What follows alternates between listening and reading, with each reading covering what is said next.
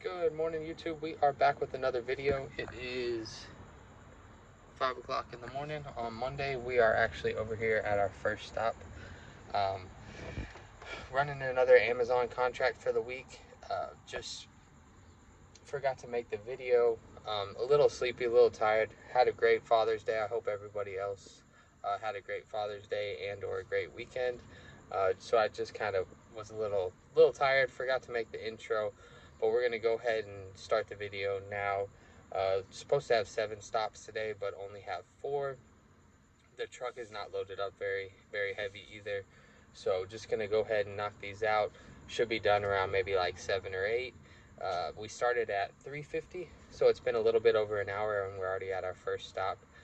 They're just all around Houston, so not too bad today. We're not having to go too far south, east, or west. So yeah, let's go ahead and get this first one off. I think it's just one pallet and a few boxes, but I'll show you what we got back there. This is what we got. Only 4 pallets and a couple boxes. We had to set them right there because I don't know if you could see when they open that door, the post office. They get here, they have keys in the morning, so they pretty much just line them up maybe 4 or 5 feet from the door.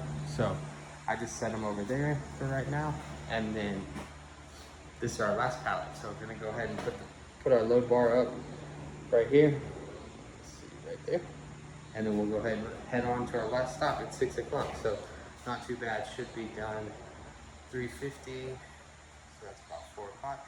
Yeah, probably within 3 hours. So, and then we'll probably hit the load board. I do have some other stuff that I might get done today, so we'll see what the day has in store for us.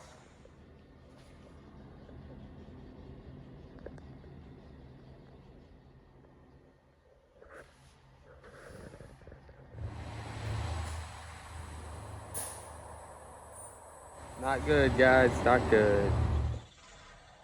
Alrighty, gonna go ahead and end the video from, I guess it was Monday now. But yeah, so we ended up going to get all of our end of the year stuff. Or not end of the year, but so we came up on a year for our authority, and then we got our truck a couple weeks after and everything like that. So we had to get the inspection. I went ahead and got a PM while I was there, which is a preventative maintenance. Um, so I got all that stuff taken care of, and when they were doing the inspection, I had some sort of a leak in my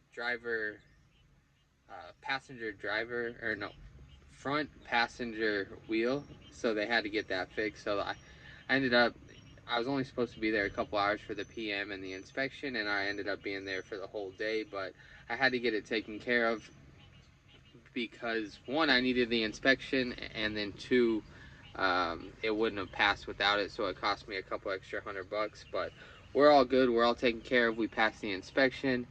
We got our new insurance in the car, or in the truck, because that was another thing too. Is I didn't realize that I have insurance, but I didn't replace the piece of paper. I have a folder up here that I didn't replace with my new insurance. So thankfully, I guess I was driving around without the correct insurance card, but I mean, I did have insurance. I renewed, thankfully. It went down significantly. I think I told you guys I was paying like $3,300 a month in insurance, and now it's like $1,000. So it went down a lot. We're super happy about that. Um, and then somebody had asked about the load boards.